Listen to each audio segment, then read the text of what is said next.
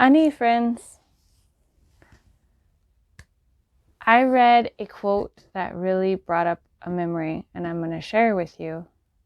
It says, every Indigenous person that you know is either a survivor of boarding schools, a survivor's child, or a survivor's grandchild.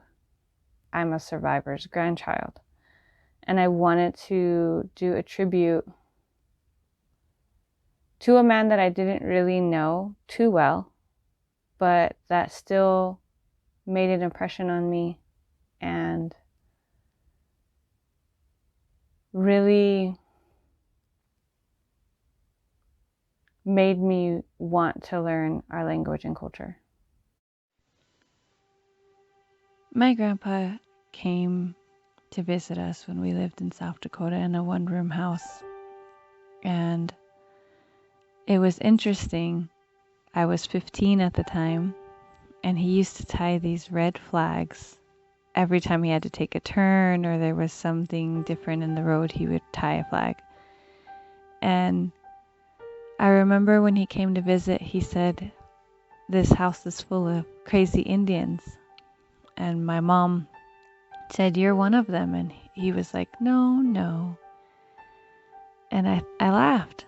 And he was there for a few days. And then we were sitting on the porch. He was sitting outside, and I sat beside him, and I was talking with him, and we got kind of quiet. And he sat there and he pointed at a grasshopper. And he said, "Valerie." And he kept pointing at me and calling me Babaki Gane, calling me grasshopper. And then he'd point at the grasshopper and say, "Valerie." And I was like, "No, I'm Valerie. That's a grasshopper." And we got quiet again. And he started telling the story in Anishinaabe, Moan. And I didn't understand anything he said. But at the end, I could tell it was about ducks because he was like, "Quack, quack, quack, quack." And then he started laughing a whole bunch. And I looked at him and I said, "I'm sorry, Grandpa.